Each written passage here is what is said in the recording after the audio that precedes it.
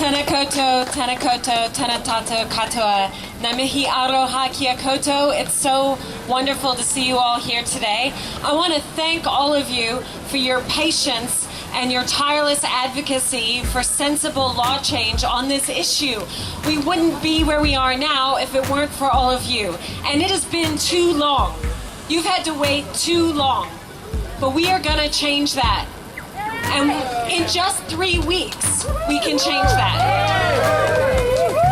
I want to just briefly talk to you about the politics of changing the law in Parliament. I've been in Parliament since 2011, and I haven't been able to change this law.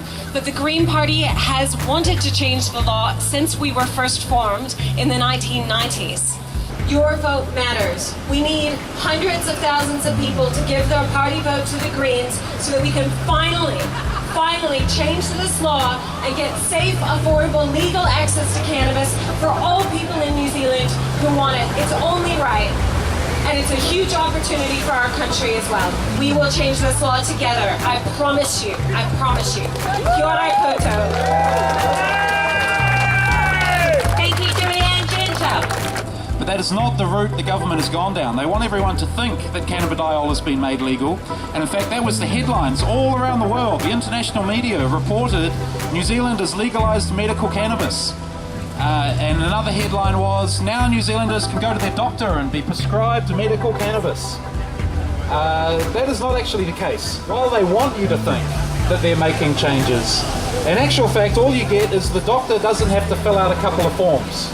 Makes it a little bit easier for a doctor.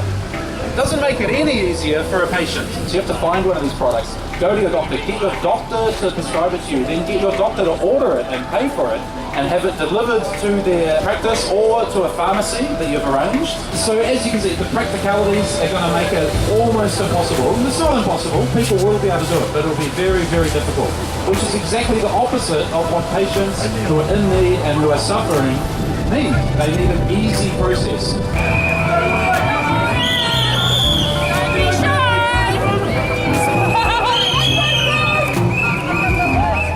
It's not a matter of if the law will change, it's now just a matter of when.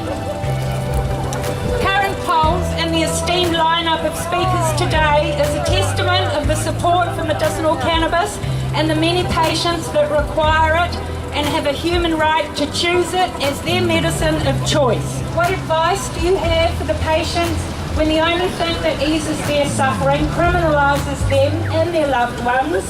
What do you say to the parents of children desperately needing cannabis to control brain-damaging seizures and to acquire a quality of life not available with pharmaceutical products?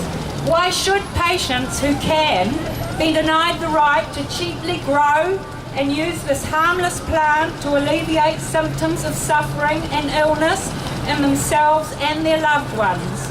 Stop the suffering! Patients, not criminals! Patients don't have the luxury of time.